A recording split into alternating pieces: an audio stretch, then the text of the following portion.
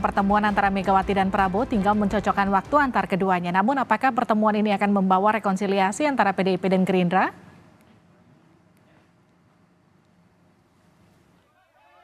Sekjen PDI Perjuangan Hasto Kristianto menyebut rencana pertemuan antara Megawati Soekarno Putri dan Prabowo Subianto sebagai tradisi silaturahmi biasa. Hasto menyebut pertemuan keduanya akan digelar setelah tahapan di MK rampung. Hasto menegaskan saat ini PDIP fokus pada gugatan Pilpres di Mahkamah Konstitusi. Ya, tradisi silaturahim kan suatu yang baik bagi kita sebagai bangsa. Tentu sekarang proses sedang di MK, kemudian gugatan melalui PT UN juga sedang dilakukan. Ada berbagai temuan-temuan sebagaimana yang menjadi diskusi hari ini. Pertemuan tentu saja nanti setelah tahapan-tahapan semuanya itu diselesaikan, karena bagi kami mempersoalkan pemilu demi kedaulatan rakyat, demi masa depan merupakan skala prioritas yang terpenting saat ini.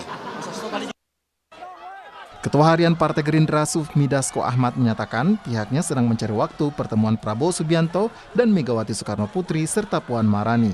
Dasko menyebut pertemuan Megawati dan Prabowo sebagai upaya rekonsiliasi pasca Pilpres. Ya, bahwa pertemuan Pak Prabowo dengan Mbak Puan, Pak Prabowo dengan Bu Mega tentunya akan direncanakan, akan dibicarakan bersama, dan nanti pada saatnya akan diberitahu kepada wartawan gitu. Jadi sinyalnya positif ya? Tapi Lebaran ini akan digunakan nggak Bang untuk dimanfaatkan Jadi untuk rekonsiliasi ini Bang? Nah, ini kita belum tahu apakah kemudian Pak Prabowo ada di Indonesia pada saat Lebaran atau kemudian Bu Mega kemudian juga berencana ada di Indonesia. Nah, sehingga apakah dalam momen Lebaran ini yang dibuat pertemuan atau pada momen lain, nanti juga wartawan kita akan kasih tahu. Wakil Presiden terpilih Gibran Rakabuming Raka menyebut masih menanti perkembangan terbaru mengenai rencana pertemuan dua tokoh yang pernah bersatu dalam Pilpres 2009. Kalau sudah ada kepastian kami kita dekat Lebaran ini ya? Ada kemungkinan pertemuan di Solo, Mas? Di mana? Pertemuannya di Solo atau siapa? Pak Prabowo dan Mega. Kok di Solo? Enggak ya? Ya, ya. Soal Sinyal pertemuan kedua pemimpin parpol besar itu sempat disampaikan oleh Putri Megawati yang juga Ketua DPP PDI Perjuangan kala memimpin rapat paripurna penutupan masa sidang DPR hari Kamis lalu. Puan hanya menyebut saat itu pertemuan keduanya usai Lebaran. Tim Liputan, Kompas TV. Pertemuan Mega Prabowo sudah sering terjadi, tapi jadi istimewa ketika dilakukan usai pemilu. Akankah ini jadi jalan rekonsiliasi meski disebut relasi keduanya sebetulnya tidak ada persoalan? Kita akan bahas bersama Ciko Hakim, politisi PDI Perjuangan, dan juga politisi Gerindra Wihadi Wianto, juga Firman Nur, peneliti politik dari BRIN. Selamat malam Mas Ciko, Mas Wihadi, dan juga Mas Firman.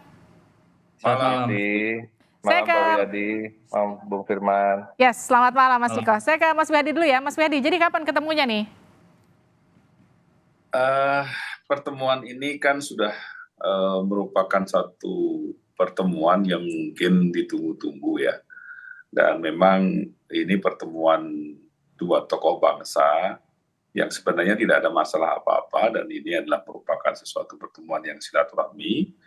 Dan kalau pertemuan waktunya kapan, ya saling mencari waktunya nanti kapan pas waktunya sama-sama bisa bertemu. Tapi bagaimanapun juga ini adalah sesuatu hal yang memang harus kita cermati, bahwa pertemuan ini adalah pertemuan di bagaimana untuk kepentingan bangsa ini setelah kita menghadapi pemilu, dan saat ini juga masih sedang proses di MK. Jadi kita masih menunggu waktu yang tepat saja. Jadi waktu yang tepat atau waktunya Bu Mega yang ditunggu sebenarnya Pak Wihadi? Ya sama-sama, karena kan juga Pak Prabowo juga mempunyai kegiatan-kegiatan, Pak Bu Mega juga. Ya, jadi kita sama-sama untuk mencocokkan waktunya lah. Ini kan sudah ada beberapa pembicaraan yang mungkin tinggal menunggu waktunya saja. Baik, tinggal menunggu waktunya Mas Ciko. Jadi sebetulnya kapan Bu Mega akan meluangkan waktu untuk bertemu Pak Prabowo? Karena kemarin kan Mas Hasto sempat nyebut usai sengketa di MK selesai. Artinya pasca Lebaran di atas tanggal 22 April. Pastinya yang utama tentunya pertama-tama kami kan masih ada gugatan di Mahkamah Konstitusi. Nah itu kita selesaikan dulu supaya semuanya jadi clear apa yang menjadi ketetapan dari hasil pemilu ini. Itu pertama. Yang kedua terkait dengan pertemuan dengan antara Ibu Mega dengan Pak Prabowo, tentunya betul memang itu hanya masalah waktu dan saya rasa ini sesuatu yang wajar bila kedua tokoh bangsa ini bertemu. Pertama, memang tidak ada persoalan pribadi di antara keduanya, ya tidak ada persoalan yang begitu prinsip di antara keduanya. Dan kalau dibilang banyak yang sering menyebut kapan rekonsiliasi, saya merasa ini tidak perlu ada rekonsiliasi karena memang tidak ada perseteruan yang sifatnya permanen atau yang sifatnya mengakar dan lain-lain. Tetapi kita tahu memang kita baru saja menyelesaikan kontestasi Pilpres dan Pemilu 2024 di mana itu adalah bagian dari proses demokrasi di sebuah sistem demokrasi. Jadi memang masalah waktu aja. Tapi yang utamanya pasti menunggu hasil dari putusan Mahkamah Konstitusi dan kami menyambut positif pertemuan tersebut karena ini baik untuk bangsa dan kalau kita berasumsi salah satu dari kedua tokoh itu adalah pemenang dari Pilpres misalnya dan salah satu berasumsi juga salah satu dari kedua tokoh tersebut adalah pemenang dari pemilu legislatif. Nah ini suatu hal yang wajar bila keduanya bertemu dan saya rasa untuk kebaikan bangsa ke depan. Terkait dengan agendanya tentu saya masih melihat agendanya kami sebagai dari Partai PDI Perjuangan tentu melihat masih agenda dari silaturahmi. Tidak terlalu jauh berbicara soal teknis bagaimana ke depan apakah berada di luar pemerintahan, atau berada dalam pemerintahan dan lain-lain. Jadi kalau menurut Mas Ciko ini agendanya masih silaturahmi biasa. Saya ke Mas Firman. Mas Firman, rasanya kalau kabarnya gini, bukan berarti kalau yang sebelah bilangnya rekonsiliasi, kalau Mas Ciko bilang ini silaturahmi biasa. Nampaknya nggak ada yang biasa kalau politik ya, Mas Firman ya. Apalagi ini pasca pemilu, kita cuma bisa bicara soal rekonsiliasi apakah ujungnya akan berakhir menjadi rekan sekoalisi ataukah menjadi oposisi. Bukankah begitu Mas Firman?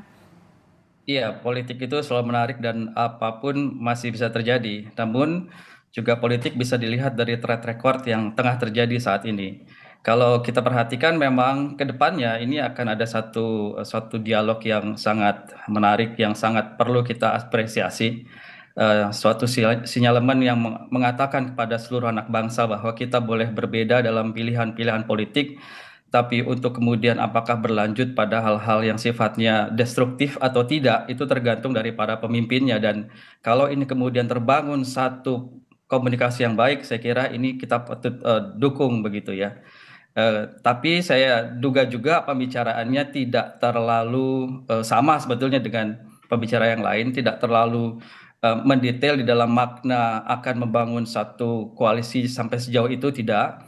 Karena walau bagaimanapun nuansa kebatinan pertarungan Pilpres ini masih cukup hangat dan kita bisa lihat bahwa PDIP adalah salah satu motor yang manuvernya tidak tanggung-tanggung menurut saya dibandingkan partai lain untuk membuktikan adanya problem di dalam pemilu ini yang justru menurut kubu Pak Prabowo berjalan dengan smooth, dengan baik-baik saja. Jadi ada satu perbedaan pandangan politik.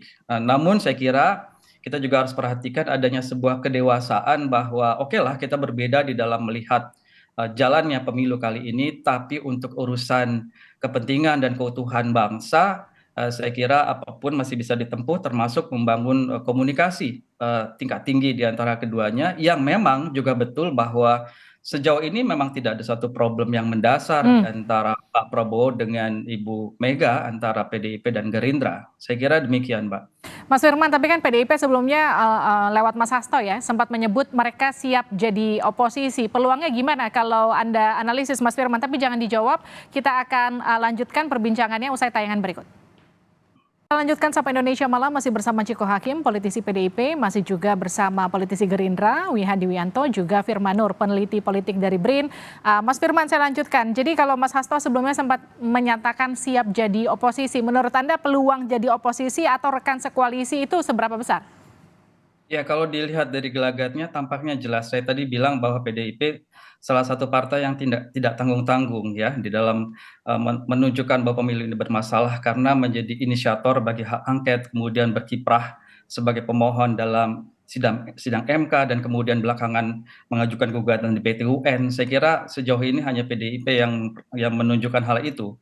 Dan ini menunjukkan adanya gejala-gejala perbedaan pandangan yang cukup diametrikal dan signifikan dengan pemenang pemilu untuk sementara begitu. Sehingga kalau memang format politik ini tidak berubah, konstelasi tidak berubah, dan kepemimpinan PDIP juga tidak berubah, saya kira memang potensi untuk menjadi oposisinya memang cukup besar begitu. Nah, cuman kita harus memaknai bahwa oposisi ini bukan berarti tidak berkomunikasi sama sekali begitu. Komunikasi tetap bisa berjalan meskipun pilihan-pilihan politiknya berbeda, bahkan sangat berbeda. Dan itu justru yang sangat kami harapkan ya sebagai pengamat politik dalam dunia demokrasi.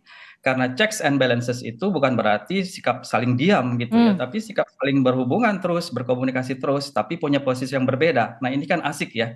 Jadi tetap punya prinsip, punya standing position masing-masing, tapi keduanya sama-sama dewasa gitu untuk saling menghormati dan saling membangun komunikasi untuk kepentingan bangsa. Saya ke Mas Wiyadi. Mas Wiyadi, kalau merujuk dari pernyataan Pak Prabowo di hari pemungutan suara pasca quick count, Pak Prabowo kan mengatakan bahwa kita akan merangkul semua. Apakah kemudian arti pertemuan Bu Mega dan Pak Prabowo ini juga akan ada ajakan gabung koalisi dan juga tawaran-tawaran dari Gerindra ketika nanti mau diajak berkoalisi, Mas Wiyadi? Ya, seperti yang sudah kita dengar bersama, bahwa memang Pak Prabowo akan mengajak kepada seluruh elemen bangsa ini untuk membangun bangsa ini. Jadi ini adalah ajakan untuk seluruh bangsa, di mana kita setelah selesai pemilu, setelah kita selesai berkompetisi, kita selesai, nah waktunya kita membangun negara, kita bersama-sama membangun negara. Nah ini seluruh elemen yang dulunya mungkin berseberangan atau mungkin yang dulunya tidak satu jalur, kita semuanya sekarang sudah selesai dan kita membangun negara ini. Nah, permasalahan oposisi atau mungkin tidak oposisi, ini semuanya mekanisme ini nanti kan tentu akan dibicarakan mengenai masalah ini. Tetapi jelas dalam hal ini bahwa pertemuan dengan Pak Prabowo dengan Ibu Mega ini adalah pertemuan dua tokoh bangsa yang berkompetisi berbeda pasangan, tetapi kemudian setelah selesai tentunya perlu ada sesuatu persamaan persepsi dan sama-sama untuk bagaimana membangun bangsa ini. Jadi ini adalah suatu sebenarnya narasi yang ke depan bahwa kita secara positif. Jadi energi positif yang kita tularkan, bukan energi yang selalu disuruh untuk negatif terus oleh para pengamat. Ini kan pengamat dan juga peneliti ini kan melihat seakan-akan kalau bisa berantem terus sehingga bisa ada yang diolah terus begitu kan. Nah ini kan kita ini membangun negara. Jadi inilah sebenarnya kepinginnya bahwa kita ini sama-sama kita selesai, kita membangun negara. Jadi kalau kita melihat pada Amerika bagaimana dengan Demokrat dan Republik, setelah selesai semuanya membangun negara, mereka adalah Amerika. Dan inilah yang harus ditularkan energi ini, bahwa setelah selesai pemilu, kita ini bangsa Indonesia dan kita membangun bangsa Indonesia. Itu dia yang tadi sempat disinggung Mas Firman, ketika bicara membangun negara, berkoalisi bersama, bagaimana memastikan check and balance itu masih berjalan? Checks and balances itu tetap harus dijalankan dan itu adalah ada di legislatif. Dan legislatif ini kalau kita melihat komunikasi legislatif ini bahwa ada partai-partai, ada yang tidak setuju dengan pemerintahan dan program pemerintahan itu selalu disampaikan dalam checks balance di DPR. Kalau kita melihat situasi bagaimana rapat-rapat di DPR itu program pemerintah tidak begitu saja. Tentu ada yang namanya kritik kepada pemerintah dan udah perbaikan, bukan berarti bahwa menentang program itu tidak menjalankan, tetapi memberikan perbaikan, memberikan usulan untuk perbaikan itu selalu dilakukan dan itu ada di legislatif. Dan disinilah checks and balances itu kan sudah diciptakan antara eksekutif dan legislatif. Jadi saya kira ini adalah suatu mekanisme yang sudah ada dan ini di sistem pemerintahan sudah berjalan dengan baik. Baik. Mas Ciko, kan kalau kita hitung-hitungan nih Mas Ciko ya, dari suara parlemennya kubu pemerintahan kan sekarang masih kurang dari 50%. ketika PDIP bergabung itu akan menjadi sangat besar begitu, karena PDIP punya sekitar 18% suara di legislatif. Mas Ciko sendiri melihatnya seberapa besar godaan dari koalisi pemerintahan ini untuk mengajak PDIP bergabung sebetulnya?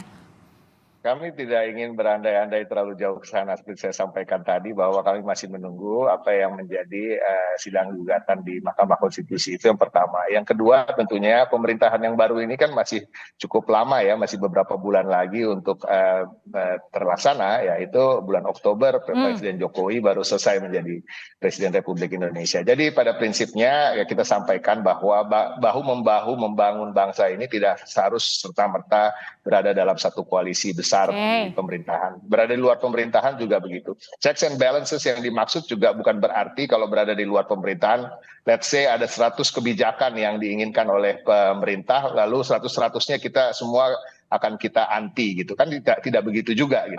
Jadi contohnya misalnya kalau memang let's say kita PDI Perjuangan berada di luar pemerintahan, kemudian ada kebijakan-kebijakan yang sesuai dengan visi misi ketika kita berkampanye selama pemilihan presiden maupun pemilu legislatif kemarin, ya tentu akan kita dukung. Gitu. Tapi tentunya hal-hal yang prinsip yang memang tidak sesuai dengan apa yang kita bayangkan, bagaimana untuk membangun bangsa ke depan akan kita lawan. Bisa lah ya jadi oposisi rasa koalisi nanti ya? Sebenarnya nggak ada rasa koalisi, kita lihat aja bagaimana. Karena kan tujuannya semua kan ingin membangun bangsa, tetapi tentu cara-cara yang berbeda. Baik, terima kasih Mas Ciko, Mas Wihadi, Mas Firman, terima kasih sudah bergabung di Sapa Indonesia Malam. Livin mancing-mancing aja. Saya masih nanya-nanya oposisi rasa koalisi, asal jangan koalisi rasa oposisi nanti. Negara demokrasi maju, oposisinya kuat, jadi sama-sama terhormat menjadi oposisi. Siap. Terima kasih sudah bergabung di Sapa Indonesia Malam. Malah jadi kartel, itu bahaya. Siap. Sehat-sehat selalu.